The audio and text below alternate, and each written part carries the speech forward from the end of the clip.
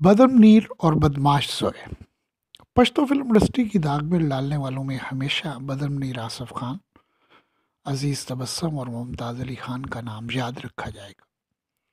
नए आने वालों में मुझ जैसे नाचीज़ का स्टार्ट भी बदमनीर और आसफ खान के साथ ही हुआ था। यूँ तो बतौर राइटर मेरा बदमनीर के साथ बहुत पुराना साथ है, लेकिन कहते हैं ना, बहुत ज़्यादा करीब रहने वाले बंदे से ही लड़ाई झगड़े भी होते रहते। 1997 में जब मेरे एक प्रोड्यूसर नदीम असगर जौड़ा ने मुझे राइटिंग के साथ डायरेक्शन करने के लिए कहा, तो सबसे पहले बदर साहब ने भरपूर तरीके से मेरी हमायत की और मेरे प्रोड्यूसर से कहा कि तुम पश्तो के सैयद नूर को राइटर से डायरेक्टर बनाओगे। हालांकि जब जब मुझे किसी प्रोड्यूसर ने डायरेक्शन के लिए कहा, तो मैंने अपने किसी अच्छे चीफ असिस्टेंट को डायरेक्टर बनने में मदद दी, जिसकी जिंदा मिसाल मजीद खान, नसीम खान, मनीर जान, सईद अली खान और बहुत से ऐसे नाम हैं। मैं नदीम असगर जोड़ा की फिल्म भी संगीता और सैयद नूर के साथ काम करने वाले असिस्टेंट सज्जाद को डायरेक्टर बनाना चाहता था, मगर इन टाइम सज्जाद ने ऑर्डर जाने से इनकार कर दिया कि मुझे संगीता बेगम नहीं छोड़ रहे। खैर, बदर आसिफ खान, नईम असरद्दी, लियाकत मेजर, सुनीता हाँ, बाबरा राज, लैला शाहीन और सुरैया खान के साथ मैंने बतौर हदायतकार पहली फिल्म वारिस बनाई। बिम्बर आज़ाद कश्मीर में फिल्म के आखिरी शूटिंगों के दौर आखिरी शूटिंग करते हुए मेरी बदमनीर से अनबन हो गई, जिसमें आसिफ खान आज भी गवाह हैं कि मैं राइट पे था। मैं बदमनीर को सीनियर होने के नाते बर्दाश्त करता रहा, हालांकि मेरे दोस्त पहले उन्होंने ऑर्डर के कैंसिल करवाए थे। आखिर में मेरा लावा भी फट पड़ा, मगर आसिफ खान और नदीम असगर जोड़ा की मदाखलत से झगड़ा होने से रुक गया। लेकिन मैंने कहा कि इस ज्यादती का बदला मैं लूंगा। आसिफ खान कहने लगा कि ये क्या करेगा। मैंने उसी वक्त अपने असिस्टेंट तारिक रहमान से कहा कि 15 साल पहले मैंने एक 5-6 साल के बच्चे को बदमनीर के पीछे रोते देखा था। अब वो बच्चा जवान हो गया होगा, मैं उस बच्चे को हीरो लेकर बदमाश जोई बनाऊंगा। प्रोड्यूसर नदीम असगर जोड़ा के पूछने पर मैंने उसे बतलाया कि आईना सबरीना के मालिक इरशाद अहमद साबरी और प्रोड्यूसर नईम खान की उस फिल्म का नाम जमा जंग था, जिसकी शूटिंग 15 साल पहले हम बालाकोट में कर रहे थे। बदमनीर की लाहौर वाली फैमिली बालाकोट में आई हुई थी। उस दिन नईम असरद्दी की शूट थी और बदमनीर अपनी फैमिली के साथ कागान नारायण जाने का प्रोग्राम बनाया था। मैं इरशाद अहमद साबरी के कहने पर बदमनीर को एक छोटा सा सीन करने के बहाने इरशाद अहमद साबरी के होटल ले आया। होटल की लॉबी में एक देहाती आदमी के हमरा 5-6 साल बच्चा मौजूद था। मैं चूंकि बदमनीर के आगे आगे चल रहा था कि पीछे बदमनीर ऊंचा ऊंचा पश्तो में चलाने लगे। मैंने मुड़कर देखा तो वो उसी बच्चे और आदमी पे चिल्ला रहे थे कि वो बच्चे को लेकर यहाँ क्यों आया।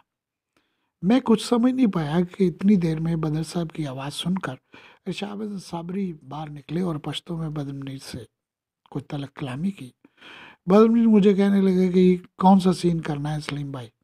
मैंने कहा यही सीन था, अब आप कागान नारायण जा सकती। बाद में मुझे इरशाद अहमद साबरी से पता चला कि ये आदमी बदमनीर की स्वात वाली बीवी का रिश्तेदार है और बच्चा बाप को देखने के लिए रो रहा था, तो वो उसे बदर साहब से मिलाने लाया था। उस बच्चे का नाम अकल मुनीर था। मेरे प्रोड्यूसर नदीम असगर जोड़ा ने मेरी बात से इत्तेफाक किया कि पश्तो में यंग हीरो चाहिए। जो पैसा बड़ी मौजूदा कास्ट पे आपने लगाना है, वो रकम फिल्म की वैल्यू, प्रोडक्शन वैल्यू पे लगाकर नए हीरो को सुपर हिट कराओ। सलीम गुल प्रोडक्शन करते थे और बदमनीर के नज़दीकी रिश्तेदार भी थे। उनके थ्रू मैंने अकल मुनीर और सईद मुनीर को सवात से लाहौर बुलवाया और दोनों फिल्मों की ओपनिंग बारी स्टूडियो में कर दी। अकल मुनीर इन परांग पंजा और सईद मुनीर बतौर बदमाश से बारी स्टूडियो के गेट पे लगाए गए ओपनिंग बोर्ड पे लिखा था बदमनीर के बेटे पहली बार स्क्रीन पे। मुझे किसी ने इतला दी कि स्टिक के साथ बदमनीर बारी के गेट पे खड़े होकर अपने नाम को छड़ी से मिटाने की कोशिश करते रहे और साथ में चलाते रहे कि ये मेरे बेटे नहीं। अब मेरी भी इज्जत का सवाल था। मैंने फौरन फिल्म के प्रोड्यूसर नदीम असगर जोड़ा को गुजरात इतला दी। अब नदीम असगर जोड़े का बैकग्राउंड ये है कि वो गुजरात में 6 सिनेमों का मालिक था और चौधरी शुजात और परवेज लाई का कज़न भी है। वो सियासी और बदमाशी तौर पे गुजरात में उनका एक बड़ा नाम था। वो गुस्से में फ्लाइंग कोच लेकर बारी स्टूडियो पहुंचे, जिनमें से हर उतरने वाले शख्स के पास क्लाशनकोव थी। इतनी ज़्यादा तादाद में असला देखकर बारी स्टूडियो में आने जाने वाले लोग परेशान हो गए। नदीम असगर जोड़े का मौक़िफ़ था कि बदर साहब हमारे बुज़ुर्ग हैं, उन्हें कोई इतराज़ था तो हमसे बात करते, हमारे ओपनिंग बोर्ड से छेड़खानी क्यों की। इससे पहले कि झगड़ा बढ़ता, आसिफ खान बीच में आ गए। वो नदीम असगर जोड़ा के मामू के क्लास फेलो रह चुके थे, इसलिए वो आसिफ खान को मामू का दर्जा देते थे। लिहाजा उन्होंने नदीम असगर जोड़ा से कहा कि आप मेरी खातिर बदर साहब को कुछ नहीं कहेंगे, वो हमारे बड़े हैं और बड़ों ने अगर ज्यादती भी कर दी तो आप छोटे होने के नाते चुप हो जाए। वो आसिफ खान की बात मान गए, मगर मेरा मौक़िफ़ था कि सईद मुनीर और करमलीर की हिफाजत मेरी जिम्मेदारी है। कल को बदर साहब बाप होने के नाते मेरी शूटिंग सेट पे आकर हंगामा किया तो इन बच्चों से कौन एक्टिंग करवाएगा। दूसरे दिन बदर मुनीर ने किसी के हाथ मुझे रुक्का भेजा कि सलीम साहब आप अकल मुनीर और सईद मुनीर को हीरो लें, मुझे कोई इतराज़ नहीं, लेकिन मेरा नाम इस्तेमाल मत करें। मेरा प्रोड्यूसर नदीम असगर जोड़ा भी डट गया कि नाम इस्तेमाल होगा। उसके लिए मुझे अकल मुनीर ने बाद में बतलाया कि मुसर शहीन ने उनकी बैक करते हुए अदालत में बदर साहब को तलब किया और जज ने उन्हें तनबीह की कि अगर आप ये कहते हैं कि मैंने अपनी बेगम को तलाक दे दी है तो आप खूनी रिश्तों को नहीं जुटला सकते। अकल मुनीर और सईद मुनीर आपके बेटे हैं और सलीम मुराद अपनी फिल्म में आपका नाम इस्तेमाल करेगा। मैंने भी इस झगड़े को तूल देने की बजाय फिल्म की शूटिंग लाहौर से गुजरात शिफ्ट कर दी और जिस बिम्बर में अपनी पहली फिल्म वारिस की शूटिंग की थी वहीं बदमाश जोई की आउटडोर शूटिंग की। शूटिंग मुकम्मल होने के बाद मैं भट्टी स्टूडियो में बदमाश जोई की डबिंग कर रहा था। ये उन दिनों की बात है जब नंगे गानों के खिलाफ फिल्म लाइन में तहरीक चल रही थी। बारी स्टूडियो में एक जलसा हुआ जिसमें यूसुफ खां, बदर मुनीर, आसिफ खां और मेरा प्रोड्यूसर नदीम असगर जोड़ा भी शरीक हुआ। मैं नईम खान के साथ उस जलसे में बैठा था। नदीम असगर जोड़ा ने अपनी तकरीर में कहा कि पेशावर में एक लाला सरदार खान का सिनेमा छोड़कर बाकी सब सिनेमाओं में फौज फिल्में चलती हैं फिल्म के साथ। नईम खान ने उसी वक्त मुझे कह दिया कि अब तेरे प्रोड्यूसर की फिल्म लाला सरदार खान के अलावा किसी सिनेमा पर रिलीज नहीं होगी। उसकी बात सच साबित हुई। फिर एक अफवाह ये भी चल निकली कि सलीम मुराद ने बदमाश जो है बदर मुनीर की जिंदगी पे बनाई है। बदर मुनीर का असर रसूख था, उन्होंने भी मुखालफत की कि ये फिल्म रिलीज ना हो सके, लेकिन बदर साहब को बदमाश जो का एहसास तब हुआ जब दिलबर मुनीर को नसीम खान ने अपनी फिल्म में लिया, मगर न जाने कौन सी वजह बनी कि दिलबर मुनीर उस फिल्म की कास्ट से अलग हो गए। सईद मुनीर ने भी फिल्म की रिलीज का इंतजार न किया और उसने सईद अली खान की कुदरत शान और नसीम खान की एक फिल्म में छोटा सा रोल कबूल कर लिया। उसकी एक्टिंग में भी कीड़े निकाले जाने लगे, लिहाजा बदमाश जोई की रिलीज का चांस और कम होता गया। मैं राइटिंग छोड़कर गुजरात में नदीम असगर जोड़े का थिएटर चलाने लगा। एक दिन लाहौर से एक नया आर्टिस्ट मुझसे काम मांगने गुजरात आया, तो मैंने उससे पूछा कि फिल्म इंडस्ट्री लाहौर में है और तुम मेरे पीछे गुजरात आए हो।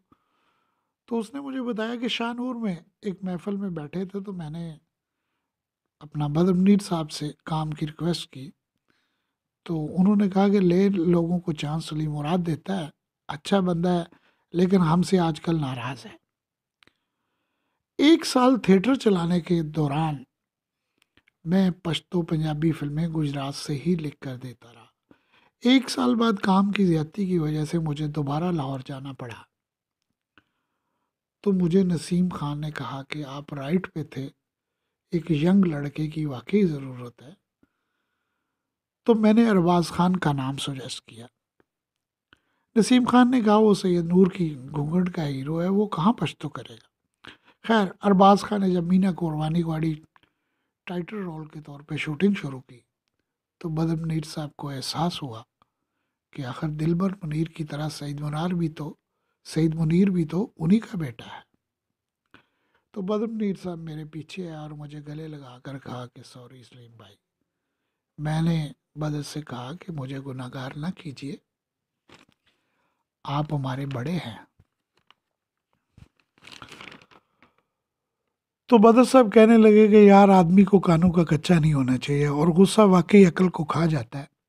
तुमने तो मेरे सच्चे भाई होने का सबूत दिया कि मेरी औलाद को स्वाद से बुलाकर हीरो बनाया, और लोगों ने मुझे ही तुम्हारे खिलाफ कर दिया।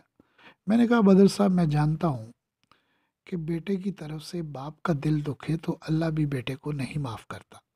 शायद यही वजह है कि मैं आज तक आपके बेटे की फिल्म रिलीज़ नहीं कर सका। तो बदरनी ने कहा कि आप ये फिल्म खुद रिलीज़ करवाने में मैं तुम्हारी मदद करूँगा। मैं जब भी स्टूडियो जाता, बदर साहब अपनी गाड़ी में बिठाकर मुझे नए से नए पश्तो सॉन्ग सुनवाते कि अगर गानों में कोई कमी बेशी है तो सईद मुनीर पे ये सुपरहिट गाना पिक्चराइज कर लो। अरबाज खान की मीना कुरबानी वाड़ी जब नावल्टी सिनेमा में रिलीज़ होने लगी तो तस्वीर महल वाले इम्तियाज़ अहमद साबरी और रफजानी बाबू और अजीज़ जंगीरी ने मुझे कहा कि उसी तारीख को हम बदमनीर के बेटे सईद मुनीर की फिल्म बदमाश जोए रिलीज़ करें, तुम गुजरात से प्रिंट लाहौर ले आओ।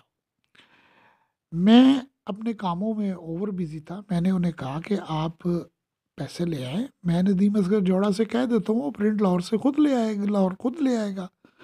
मगर बाद में पता चला कि वो 2 लाख देकर 4 लाख उधार कर रहे थे, लिहाजा नदीम असगर जोड़ा ना माना कि पढ़ी, मेरी फिल्म पढ़ी है तो पढ़ी रहे, मेरा 21 लाख लगा है, मैं 2 लाख की खातर फिल्म क्यों रिलीज़ करूँ। खैर, इकबाल टाउन में मेरे फ्लैट के नीचे एक मेडिकल स्टोर था।